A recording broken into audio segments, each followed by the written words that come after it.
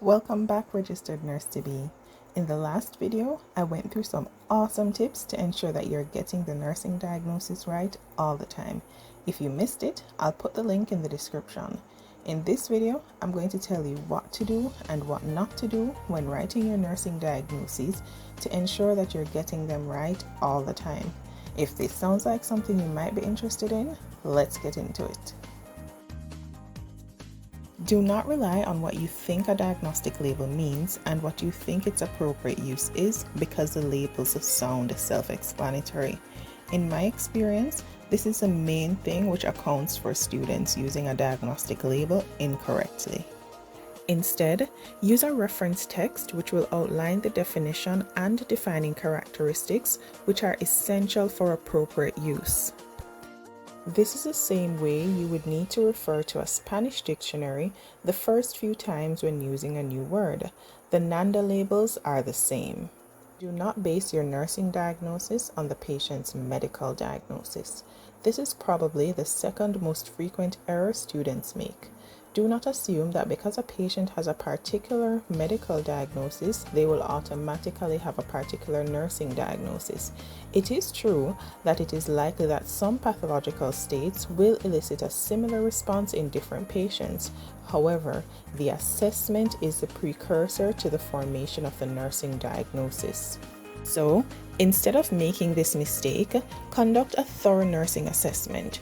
Remember that the nursing diagnosis represents the patient's response to a particular state of health. That means that each person's response or nursing diagnosis to the same pathological state or medical diagnosis can differ. Do not use another NANDA label to explain the cause of another NANDA label.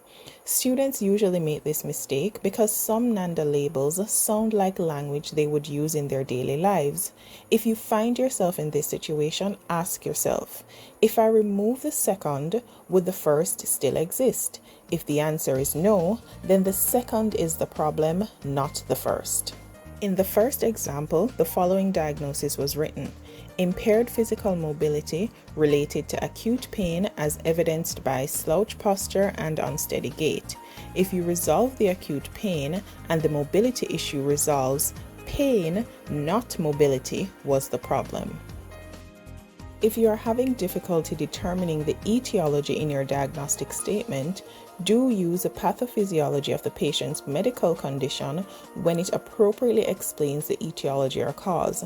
Because the nursing diagnosis represents the patient's response to a condition, the pathophysiology of the patient's condition can help you to explain the etiology of your nursing diagnosis.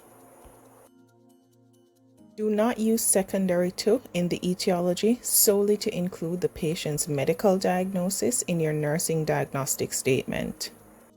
Including secondary to is not mandatory, but if you do include it in your nursing diagnosis, do so to add greater clarity and specificity to the diagnostic statement.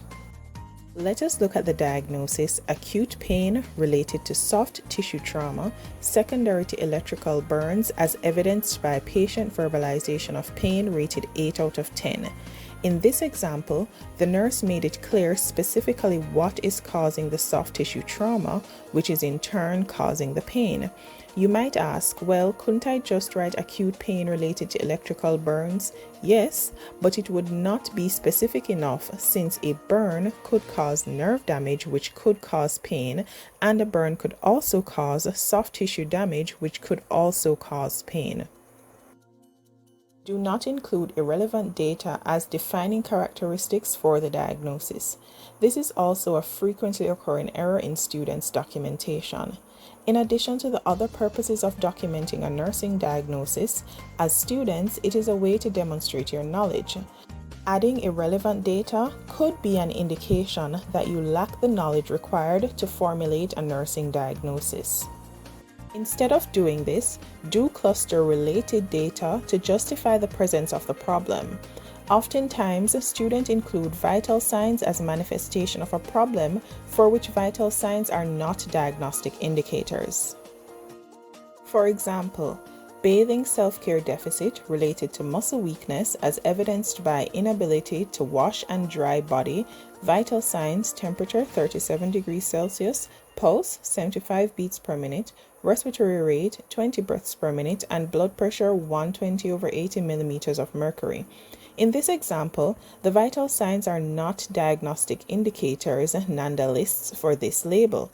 Furthermore, normal vital signs are more likely to increase the patient's ability to do something rather than detract from it.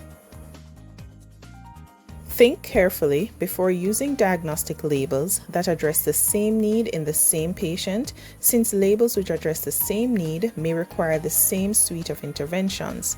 If you find yourself in this situation, ask yourself if there's a causative relationship between the labels you are considering and treat the diagnosis which is causing the others.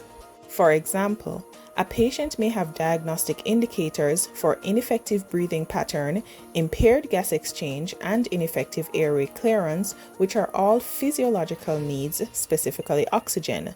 A diagnosis written for either of those labels will require the same set of interventions. Ask yourself if treating one will address the others. In this example, yes, a patient who has clear airways will not have to breathe faster or use accessory muscles in order to get the air they need for effective oxygenation. So assisting the patient to maintain a clear airway would in most cases address the others. Get familiar with what I call diagnosis bundles.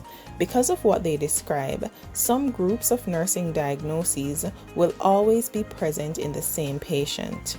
For example, a patient with impaired skin integrity will always be at risk for infection because impaired skin integrity refers to a break in the continuity of the body's first line of defense against infectious microbes. There you have it, registered nurse-to-be, the do's and don'ts of writing your nursing diagnoses. Don't be shy. Comment below if you used any of these tips and how they worked for you. Also, remember to like the video, subscribe to the channel, follow us on Instagram at rn2b_876 for notifications on new and upcoming videos. See you in the next one.